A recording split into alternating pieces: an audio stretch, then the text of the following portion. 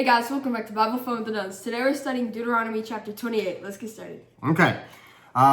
This was a long chapter, right? Mm-hmm. Okay. And the first half of it sounded really neat, although the second half, when you get into the curses, it sounded really rough. Mm-hmm. So now let me paint a picture for you.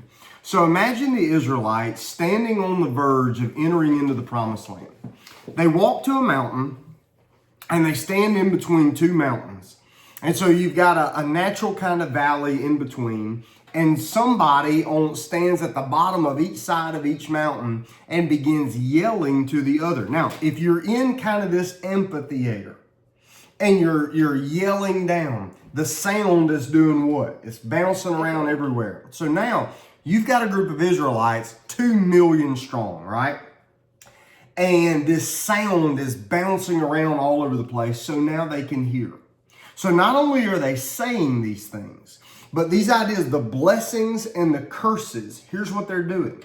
They took 2 big rocks and they set them up in front of these mountains. They covered over the rocks with white plaster. And they carved into the rocks these words, so that it's like driving down the road and 2 giant billboards being up on each side, where you got the good stuff on one side, the bad stuff on the other side, and everything in between is what God is going to do for his people. Now, here's why this is important. Because in this world, the world around us, everybody is looking for a God that they can control. They're looking for a God that will give them what they want. They're looking for a God that they can manipulate. So that if they do the right things or give the right things or say the right spells or whatever, that God will be forcibly required to do what they want them to do. Now, here's the thing. God wants the Israelites to understand when you walk through this, because remember, this is on a main street. They had to walk through this. Every time somebody new walked through this, they were supposed to be able to know the good, the bad, and the ugly of what God expected of them. Here's the good side, here's the bad side. God was open and honest about the whole thing. Nobody could miss it. It was huge. And what he's saying is that everything that happens is going to come back to what you do with God. So the way that you view God is going to determine not just how you live, but a lot of times it's going to determine the kind of consequences that you receive from what you do. Now, you guys read this. What were your thoughts and what were your takeaways? My takeaway was kind of how God will bless you. He'll bless your kids, your wife, if you have one. He'll bless your crops and animals and food. And you just have to follow 10 simple rules. But if you don't, then he'll curse you with sickness of all the plagues. He will make your fruit fall before they're ripe, and your olives to grow and not to be able to use the olive oil. Okay, so Jeb is summarizing for us the promises in the first 14 verses of this chapter. All of the good stuff. Now, here's what's so funny? I don't know. Okay. All right. So here's what's interesting. So you got to be careful with this. You got to be careful because on one side, it sounds like that all you have to do is be a good person and follow the rules and everything is going to be, you got to chill out, man. I'm trying. You just can't stop.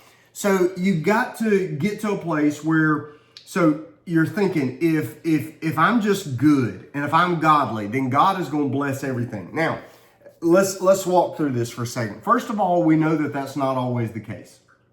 Mm-hmm. We have story after story of good people in the Bible who have bad days. The whole book of Job, the most righteous man of his generation, right, had a really rough book. We got the widow's mites in the New Testament, who Jesus is really proud of her, and Jesus sets her up in his example, but she's poor. So God had planned to create within the promised land a new nation that would be a unique community committed to him and relying on his limitless strength to provide for them everything they want. Now, The only other time we hear anything described that could have been this good would have been the Garden of Eden.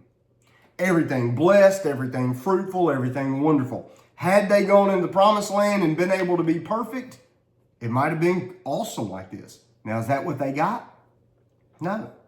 Because they went into that land and they acted like everybody else. So they missed out on the blessings and they got the curses. Jesus told us in this world we will have trouble. Why? Because we live in a sinful world.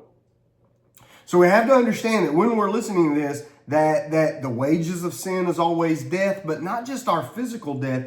It's the death of the goodness of what could have been had we not sinned in Eden, or had we walked into the promised land and been perfect. Now, we couldn't have done it.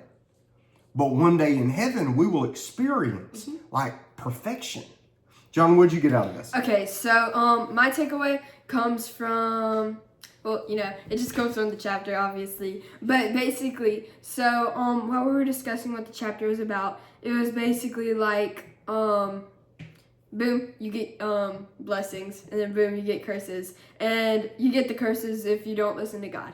And so, my takeaway is how these problems weren't physical, they weren't mental, they weren't based on money, they weren't based on war, they were based on spiritual, they were just based on their relationship with God.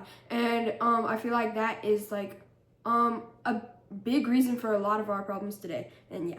Okay, so to summarize what you said, everything that they would face in the new world wouldn't be a military issue, wouldn't be a money issue, wouldn't be a family issue. It was all a what kind of issue? Spiritual issue. So everything is more spiritual than it is anything else.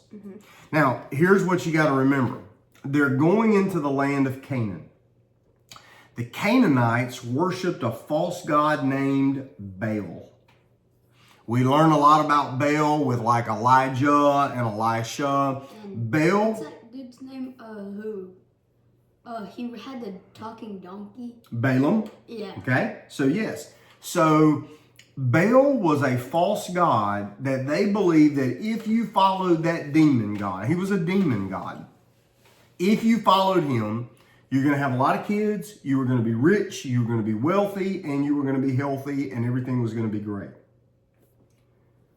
The Israelites were going to be tempted to serve Baal, and they did.